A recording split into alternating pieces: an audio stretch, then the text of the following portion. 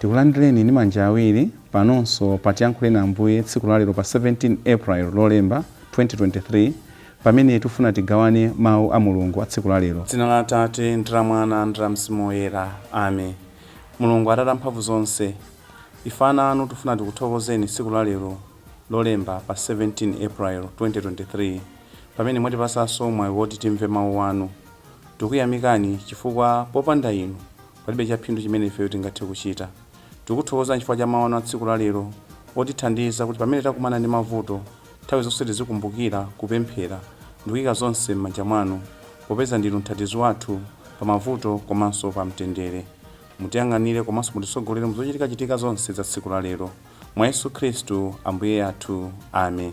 M'dzina la Atate ndi la Mwana ndi la Mzimu Woyera. Amen. Oyamba akuchokera m'buku la ntchito za atumwi mutu 4 ndi Maya 23 kulekeza 31. Amene akutuwerengera mawu oyamba ndi Mr. Felix Likubwe, administrator patiyankhuleni Ambuye, kuchokera ku St. Patrick's Parish mu Archdiocese ya Lilongwe. Mawu a mtenga wabwino akuchokera mu mtenga wabwino wa Yohane Woyera mutu 3 ndi Maya 1 kulekeza 8. Amene akutuwerengera mtenga wabwino komanso kutigawira mawu ndi Reverend Father Stephen Likhutcha, kuchokera ku St. Ignatius Parish, Malawi Police Headquarters, Area 30, Archdiocese ya Lilongwe. Mawu a m'buku la ntchito za atumwi mutu 4 kuyambira ndime ya 23 kulekeza ya 31. Petro ndi Yohane atamasulidwa adapita kwa anzawo nawasimbira zonse zimene akulu ansembe ndi akulu ena a Ayuda adawawuza. Pamene iwo adamva zimenezi, onse adayamba kupemphera ndi mtima umodzi. Adati, Ambuye, ndinu amene mudalenga dziko lakumwamba ndi dziko lapansi, nyanja ndi zonse zili m'menemo. Mwa Mzimu Woyera mudalankhulitsa kholo lathu Davide, mtumiki wanu, pamene adati, chifukwa chiyani anthu akunja adakalipa, anthu a mitundu ina adaganiziranji zopanda pake.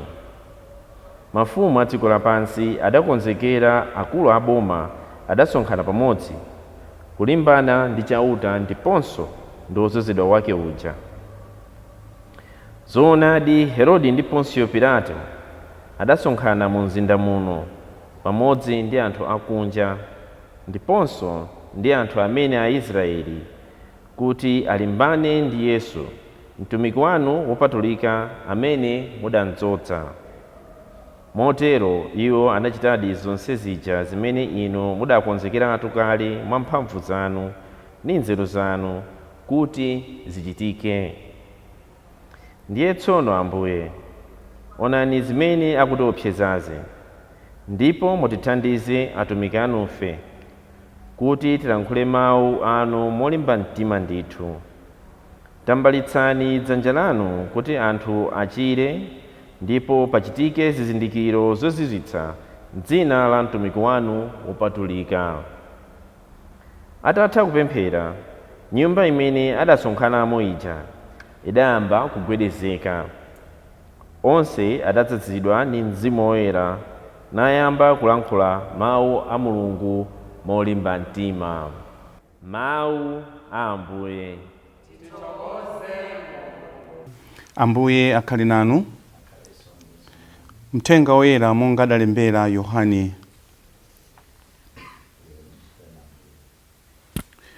Mutu wachitatu kuyambira ndime yoyamba kulekeza 8. Pa nthawi yomweyo munthu wina wa mgulu la Afarisi dzina lake Nikodemo, mkulu wa Ayuda, adadza kwa Yesu usiku. Adawuza Yesu kuti, Aphunzitsi, tikudziwa kuti ndinu mphunzitsi wochokera kwa Mulungu, pakuti palibe munthu wotha kuchita zizindikiro zozizwitsa zimene inu mukuzichita ngati Mulungu sali naye. Yesu adati, ndithu ndikunenetsa kuti ngati munthu sabadwanso kwatsopano, sangauone ufumu wa Mulungu. Nikodemo adamufunsa kuti, kodi munthu angathe kubadwanso bwanji atakalamba kale? Kodi nkukalowa m'mimba mwa amayi ake kuti abadwe kachiwiri? Yesu adati, ndithu ndikunenetsa kuti ngati munthu sabadwa m'madzi ndi mwa Mzimu Woyera sangathe kulowa mu ufumu wa Mulungu.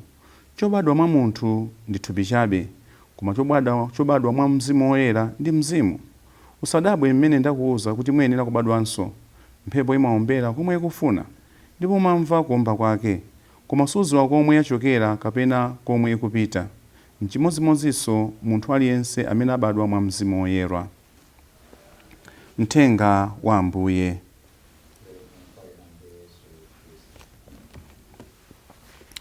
Lero Lolemba pa 17 April 2023 Mulungu watipasa mpatawu woti timve mawu ake, otithandizira ifeyo akhristu pamoyo wathu wa tsiku ndi tsiku kuchita zinthu zoyenera, makamaka pamene zina zake zatichitikira moyo mwathumu. Tifuna tione mawu athu oyambirira. Petro ndi Yohane akhala akulalikira zakuuka kwa Ambuye Yesu. Kwalalikira anthu osiyanasiyana makamaka Ayuda amene anali patsogolo kwazunza Ambuye Yesu, kwanena Ambuye Yesu mpaka na kuapha Ambuye Yesu ndi asilikali aja mosogozedwa ndi akuluakulu ochokera ku Roma. Ndipo iwowa analetsedwa muchatinamvera Mulungu atha kuna kuti asanenenso kena kalikonse kokhuzana ndi Ambuye Yesu komanso zakuuka kwa Ambuye Yesu. Koma Petro ndi Yohane ananenetsa kuti ndi bwino koposa kumvera Mulungu osakhala kumvera munthu. Kwa iwowo anasankha kumvera Mulungu, kuti zimene amachitazo ndi zimene Mulungu anawawuza kuti azizichita. Chifukwa Mzimu Woyera pamene iwo anatulutsidwa mu ndende ndi mngelo uja, mngeloyo adawawuzabe kuna kuti kwina kulikonse kumene angapite anene zokhuzana ndi Ambuye Yesu. Ndipo iwo anasunga chimenechi kuna kuti pamoyo wathu wa tsiku ndi tsiku ifeyo tizimvera Mulungu osakhala kumvera anthu. Ndipo akuluakulu amene amazenga mlandu uja anawawuza zangati zimenezi. Lero tikumva kuti atamangidwanso ndi kuwatulutsa, iwowa anawawuza ophunzira anzawo zimene zinachitikira. Ndipo chimene anachita choyambirira ndi kuganiza zoona kuti apemphere vutoli alisiye m'manja mwa Mulungu. Ifeyo timakhala ndi mavuto osiyanasiyana pamoyo wathu wa tsiku ndi tsiku. Tikakhala ndi mavuto, when we have identified a problem, what do we do? Tikakhala ndi mavuto timachita zotani pamoyo wathu wa tsiku ndi tsiku? Kodi timatenga mavuto aja ndikuwasiya m'manja mwa Mulungu? Tikuona apa Petro ndi Yohane mene anasimbira ophunzira a Ambuye Yesu zokhuzana ndi mavuto amene iwo anakumana nawo. Onse anakhala pansi ndi kupemphera kuna kuti Mulungu athe kuwathandizira vuto lawo lija mu njira zosiyanasiyana. Ndipo tikumva kumapeto kwa zonse atamaliza kupemphera kuja, nyumba yonse mene ankapanga mapempheroyo idagwedezeka. Ndipo Mzimu Woyera anawalimbikitsa ndi kuwapasa mphamvu zoona kuti apitirizebe kuchita zinthu zimene zili zoyenera pamoyo wawo wa tsiku ndi tsiku. What do we do when we are faced with problems? Do we give up? Do we leave it as it is? Do we take it to the Lord? Lero Mulungu akutiphunzitsa kunena kuti ngati anthu sitili tokha timakhala m'manja mwa Mulungu. Mulungu sangatisiye tokha, azakhala kuti yang'anira, azakhala kuti samalira. Mavuto amene tingathe kukumana nawo ndi mavuto amene alipo mpano, ndi mavuto osakhalisa, ndi mavuto amene angobwera pakanthawi chabe pang'ono. Ndipo ifeyo tizikumbukira kuti sitili tokha, tili ndi Mulungu. Mulungu ndiye tate wathu, Ambuye Yesu ndiye m'bale wathu, amayi Mariya ndiwo amayi athu. Tizitenga mavuto aja ndikuwasiya m'manja mwa Mulungu, monga momwe Petro komanso Yohane adachitira pamodzi ndi gulu lonse la ophunzira Ambuye Yesu, kuti tipemphere zimenezi Mulungu atithandize. Ndipo kudzera mwa Mzimu Woyera Mulungu anawalimbikitsa mtima kuna kuti apitirizebe kuchita zinthu zolondola. Ifeyonso tikuyenera kuchita chimodzimodzi pamoyo wathu wa tsiku ndi tsiku. Tiyang'ane m'mabanja mwathu. How many problems are we facing as a family? Is it our children? Is it the problem or the basic needs? Tiyang'ane kuntchito kwathu. Mavuto amene tikukumana nawo akuchokera mbali zake ziti. Ife tikakumana ndi mavuto ache tikumapanga zotani?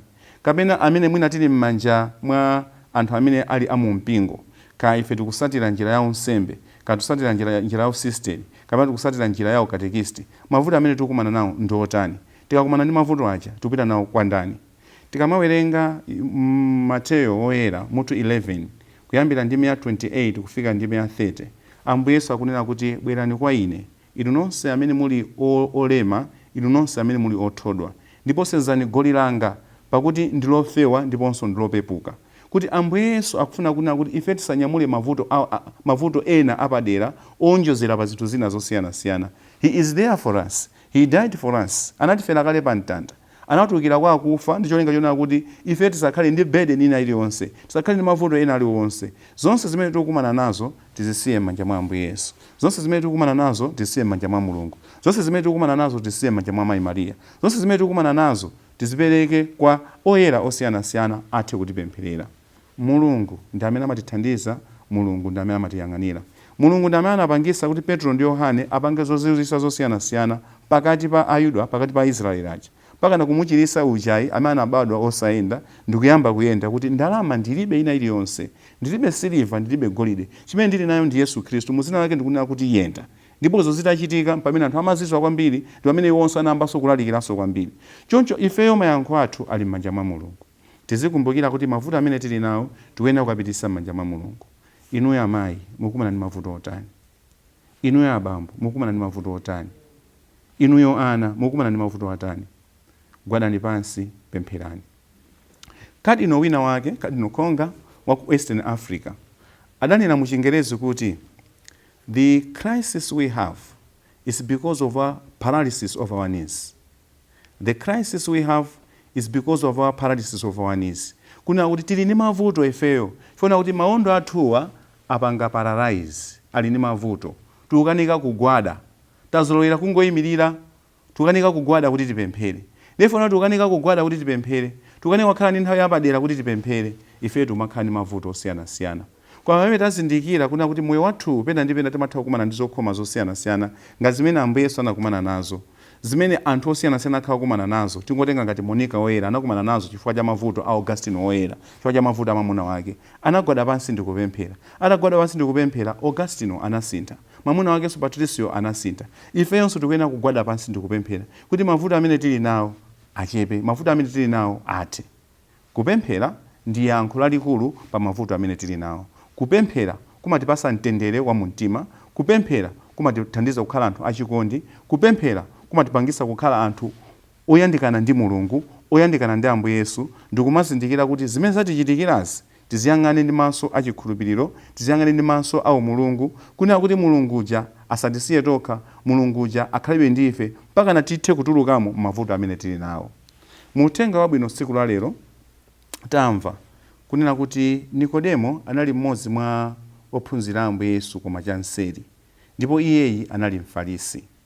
Mazulu anapita kwa Ambuye Yesu ndi kukafunsa zinthu zingapo zimene amaona kuti anakatha kufunsa ngati wophunzira wanseri wa Ambuye Yesu. Ndipo Ambuye Yesu anamuwuza chimvekere kunena kuti akuyenera kuti akhale munthu watsopano, abadwenso mwatsopano. Ndipo Nikodemo akufunsa kuti kodi ndikuyenera kubwereranso m'mimba mwa amayi anga kuti ndibadwenso mwatsopano? Ndipo Ambuye Yesu akumuwuza kuti ayi, akuyenera kubadwa osakhala mwa madzi okha, komanso akuyenera kubadwa mwa Mzimu Woyera. Kunena kuti pamene talandira ifeyo sakramenti la ubatizo, pamene ife talandira sakramenti la ulimbiso, timalandira zaulere zosiyanasiyana zotithandiza kukhala anthu atsopano pa moyo wathu wa tsiku ndi tsiku. Ubatizo umene munalandira, ubatizo umene ine ndinalandira, ubatizo umene tonsefe tinalandira unatisandutsa kukhala anthu atsopano. Unatulowesa mu mbumba ya Mulungu, unatulowesa mu mbumba ya Eklesia, ndipo ifeyo tinasanduka abale ake a Yesu Khristu. Ubatizo umene ujawo umafafaniza china chilichonse chimene tinachichita cholakwika pa moyo wathu wa tsiku ndi tsiku kuti ife tikhale anthu atsopano. Kodi tikatenga moyo wa ubatizo umene tinalandira tsiku loyambirira lija, titamukana Satana ndi zinyengo zake zonse, ndi kuvomera Yesu Khristu, kuvomera Mulungu Mzimu Woyera, kuvomera Mulungu Atate ndi maphunzitso awo onse, pakali pano patili pati. Are we still renewed people? Chimene Ambuye Yesu afuna mphunzitse Nikodemo ndi chonena kuti akuyenera kukhala munthu wochita zimene Mulungu akufuna pa moyo wake wa tsiku ndi tsiku. Tikatenga zimene Ambuye Yesu amamphunzitsa Nikodemo ndi zimene zangochitika posachedwa apa, kuti timasangalala za kuuka kwa Ambuye athu Yesu Khristu. Kuuka kwa Ambuye athu Yesu Khristu kukutiphunzitsanso kunena kuti ifeyonso tikuyenera kukhala anthu atsopano. Mmene Ambuye Yesu ankalowa m'manda, analowa ndi thupi losaoneka bwino, thupi lokandidwa, thupi lomenyedwa, thupi la mabala, thupi losaoneka bwino. Koma pouka anauka ndi thupi latsopano. Kuuka kwa Ambuye Yesu ndi thupi latsopano kukutiphunzitsa kuti ifeyo tikuyenera kufa ndi Ambuye Yesu ndi moyo wathu wachabechabe, moyo wathu wa machimo, moyo wathu wonyansa uja m'manda. kuti pamene Ambuye Yesu auka kwa akufa, ndipo ife tikusangalala kuti Ambuye Yesu auka kwa akufa, ndipo Ambuye Yesu auka ndi thupi la ulemu, thupi losangalala, thupi latsopano, ifenso moyo wathu ukhale watsopano. Zakale zonse tizisiye m'manda, moyo wathu wa machimo onse uja tiusiye m'manda, zochitika zathu zonse zonyansa zija tizisiye m'manda, pakati pano pa ife tikhale anthu atsopano.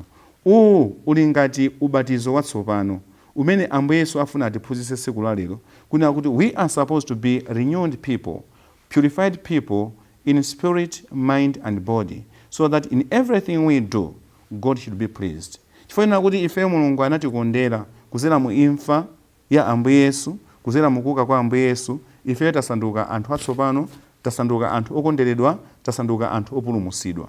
Chifukwa kuti ndife anthu opulumutsidwa, moyo wathu ulingani ndi anthu amene ali opulumutsidwa. Zochitika zathu za tsiku ndi tsiku zifanane ndi anthu amene ali opulumutsidwa. There shouldn't be any contradiction between a person who has been saved by the Lord God and what this particular person is doing. There should be a tally between the two. Pakale zinthu zofanana ndithu, pakati pa munthu opulumutsidwa ndi zochitika zake za munthu opulumutsidwayo. Ndete tipemphere tsiku la lero Lolemba pa 17 April, Mulungu atithandize kuzera mwa Mzimu Woyera timalandira mphaso zosiyanasiyana zotithandiza kuti tikhale anthu atsopano pamaso pa anzathu komanso pamaso pa Ambuye Mulungu. Mphaso zimenezi tithe kuwatumikira anzathu kuti ayandikane ndi Mulungu, akhale pafupi ndi Mulungu. Popeza Mulungu anatipasa udindo onena kuti ifeyo tithe kukhala zida zamphamvu zachipulumutso, zozesa mtendere, zozesa chikondi, zozesa chifundo pakati pa anzathu nthawi zonse. Ulemu ukhale kwa Atate ndi kwa Mwana ndi kwa Mzimu Woyera, monga panali poyamba ndi tsopano ndi masiku onse ndi pa nthawi zosatha. Amen. M'dzina la Atate ndi la Mwana ndi la Mzimu Woyera. Amen.